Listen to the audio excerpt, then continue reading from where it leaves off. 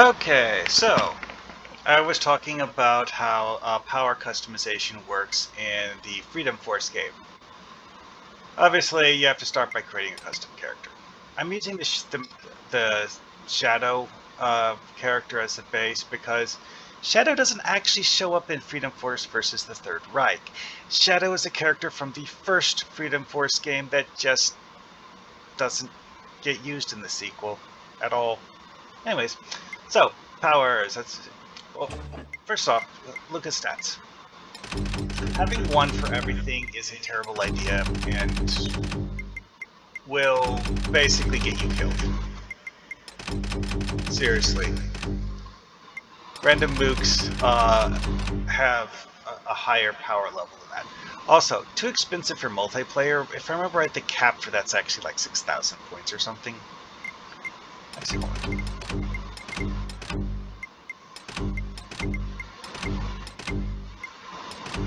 yeah, see, as soon as I went below 6,000. Also note that it doesn't value each stat the same. The reason for this is because energy. All this does is govern how fast your stamina meter refills when you use stamina-based attacks. Not all attacks actually do. Stamina less attacks are incredibly expensive to have though. Anyways, this is your HP. This is how... Yes, this determines dodge chances, character movement speed, and several things. The reason this one's expensive though is that all melee attacks get upped by your strength stat. This doesn't actually increase ranged attacks. It just affects how often you can use them. I know, strange balancing decision, but it is what it is. Here we have the physical makeup of your character. Most of these actually have horrible disadvantages associated with them. Flesh is actually one of the best ones because it has no cost. Stone has the least disadvantages. Yes, it says vulnerable to mystical, but mystical is for status effects only and not damage. So if an enemy uses an attack on you with a chance to turn you into a potted plant, which yes, does exist in this game, this changes the odds of you actually being affected by it. So against enemies that use that, it's a problem. Most of them don't. Each of the other ones has some list of strengths and weaknesses, like Frozen, for example. It says defenseless versus heat, which I think that makes you take double damage. I'm genuinely not sure because it doesn't actually list the numbers. Anyways, I'm going to set this to 0 for purposes of this video. Anyway, so note how the CP value of stats here is slightly less than 6,000. So, one thing with this is that there is a giant list of things. However, these are all actually just customized variations of a core ability. That is making a melee attack.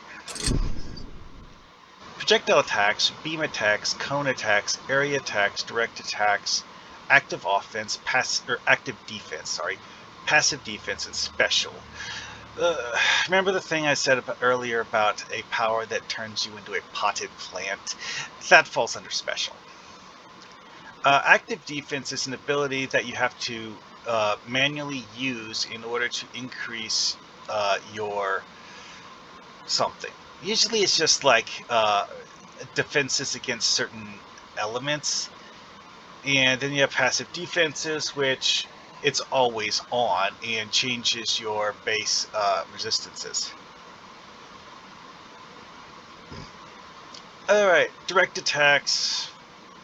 non-line of sight based abilities that hit a specific target and hit that target directly without actually having a travel any effect. Like for projectile attacks, it's like shooting a bullet at something. It has to go from your gun to the target and actually hit the target. Direct attacks don't. You just will it to happen and it happens. Beam attacks are kind of like projectile attacks, except that it's an energy beam and thus a lot faster. Another thing to note is that having powers that do similar things, which of these categories they fall into has a massive effect on their cost, and also a massive effect on the modifiers that you can add into the basic ability. All right, so let's look at one of the default ones, Hammer Crush. I actually use this one on custom characters rather often because good damage, low power cost, and okay, the stun here, you can actually set this to 0 and have it drastically reduce the cost of the power. Damage type. See, this is where it gets stupid because there's... If you looked at that thing with the physical types earlier, there's not this many damage types in the game. Like Toadify, all this does is turn the target into a toad. Also, you'll notice that the UI changes when you click this somewhat. Oh, well, it says power not on. Anyway, notice this falls under the category of magic. But this, see, energy point cost means the same thing, but notice how this says change to 10. 5. I think this is actually the cost, or odds of it actually working, more or less. I genuinely don't know how this is calculated. Not one of the abilities that I actually used much. Piercing! This is what the game uses for bullets. And it still says save. Anyway. Note though that this actually does sometimes change the power cost. Like Purgatory set it to 92 cost. Why? Because it doesn't do damage. Again, the whole like magic symbol. Purgatory has a chance to temporarily... Well, basically it's a control ability where you force an enemy to stop doing anything by basically making it so they're not in phase with the physical universe for a while or something. Some of these get stupid when you try actually using them because they're powers that were created for enemies to use, and some of them are just dumb. Anyway, though, I'm going to go with electrical for this one. Now, I mentioned something about how the animation. See, note how it says start time, total time, number of contacts. The special effects thing doesn't matter because that's just a cosmetic thing as far as I know. Like, see, doesn't change anything. However, oh, this only has one. Yeah. Whoops. Alright, so I don't actually want to do a melee thing. Let's do a projectile. Let's try Acid Bomb. This is where it gets interesting, because this is a projectile ability, and it has a variety of different effects. Grenade. This isn't a direct line of sight thing, and which means that it can sometimes go over obstacles. However, there's a it's not considered to be a direct advantage or disadvantage because I think it makes it slower or something. I don't remember. Jane, this drastically increases the cost because, of course, it does. Yeah, this gets stupid.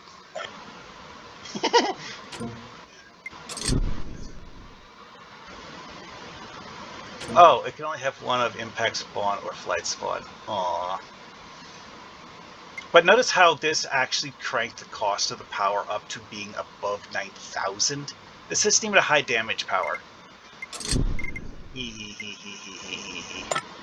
Yeah, that's right, 43,000.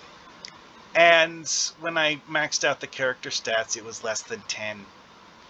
Seriously. And I haven't even cranked up all of the buttons in this yet. Gun targets only, because why not? Oh, actually, that's considered a bad thing because the fact that it can't hit enemies who are flying. That's right. Oh, enemies only, that's a hilarious one. Doubles the cost because it means that you're... Well, this is one, an AoE power. Having it so that it doesn't affect your allies is great because otherwise you could blow up your team. Homing! Yeah, that's also ridiculous. Proximity. Oh, right. Proximity means it's kind of sort of a delayed ability. But yeah, homing means that you choose a target for the ability, and the attack follows them so that it's guaranteed not to miss. Okay, guarantee is a bit of a stretch, but yeah, almost guaranteed. Oh look, we're up to 300,000. Now, setting this to high will drastically reduce it. Because, okay, this is actually a percentage of your stamina bar that it takes. It means that it takes all of your stamina bar to use the attack. However, if your stamina stat is maxed out, you can use low stamina cost abilities almost non-stop. Setting it to free power, though, yeah, that's a huge cost. Also, I don't think that this one power actually could ever be used in the game in story mode, because earning enough prestige by playing the story mode missions just for this one power, I think you would finish the game before you actually had the ability to get this. Yeah, it's that ridiculous. Oh, also, there's even more buttons I can turn up. Radius, why not? This is the blast radius, mind you, because, again, AoE explosion. Ooh, almost up to 1 million. Range. Oh yeah, this is how far it will go before it just fizzles out and stops doing anything. Okay, now we're over 1 million. Accuracy, high. This is actually chance to hit calculation. Yeah, this is 75% chance to hit the target. We'll set that up to 100. Yeah, see. Okay, I'm going to make these less ridiculous because, oh, also, I'm just going to turn these off completely. Seriously, having this stuff turned on. Okay, what? The impact spawn and flight spawn thing basically mean that you're getting 5 hits for the cost of 1. That's why it's so expensive. Yeah, this is semi-useful, but yeah, we're not going to go with that. Stun is also one of those things where if you're trying to kill the enemy, you don't need to stun them. Also, it doesn't work on bosses anyway, so who cares?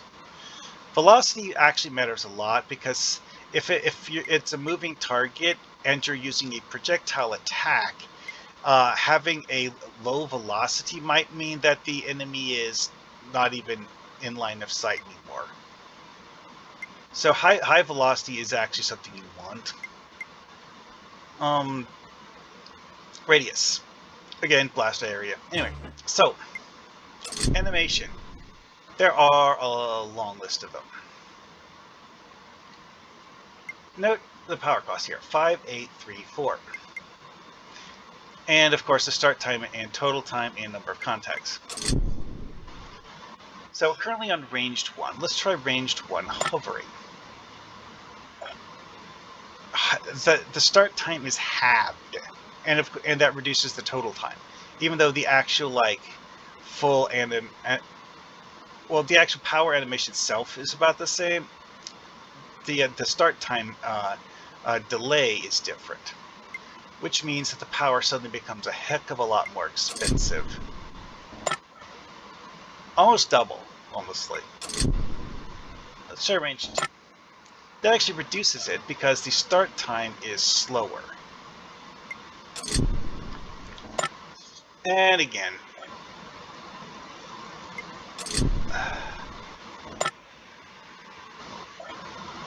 Yeah, this is a weird one because it's a relatively slow animation, and that makes it so that it's less expensive. A lot less expensive, actually.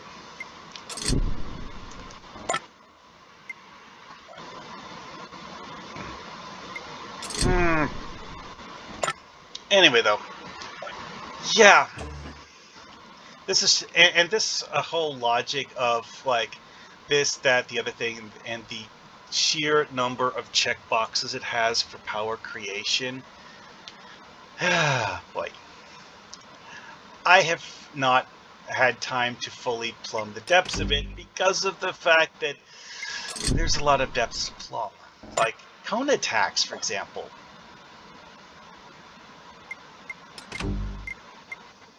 They have a completely different set of abilities. I think projectile has the most possible modifiers on it because what really made that one projectile power ridiculous was having the impact spawn thing set on it. Because impact spawn just... why?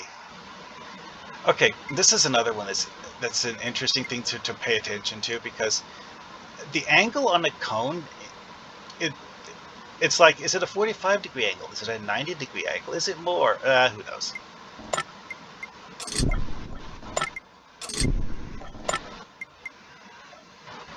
And as you see, the prestige cost skyrockets from us cranking that up. A narrow cone attack isn't actually all that expensive. Velocity. This is basically the same logic as with projectile attacks. Velocity has to do with how fast the attack moves after you use it. Because, yes, attacks actually have to travel in this game, and it doesn't just hit. And, you know, same thing with energy point and magnitude. Crack up the magnitude, and the game decides that, actually, no, this is a ridiculously expensive power. Magnitude of none makes the power completely pointless, and thus sets it to 0. It's actually one of the things I've noticed with this is that the magnitude seems to be the base stat that everything else modifies. Although, you know, the damage type has a lot to do with it too. But another thing with this game, though, is that a single high damage power, you don't need a laundry list of powers in this game. You really don't. I mean, because, you know, like, if your main attack is electric and you are worried about running into enemies that are immune to electric, that's what teammates are for. You don't build a team of 4 different characters that have electrical powers. Anyways, I think that's enough of a video about this, because, again, there's a ridiculous number of things you can do in this game, and it would take hours to even look at all of them, let alone pondering what sort of insanity you can do with them. Alrighty, well, see you guys later.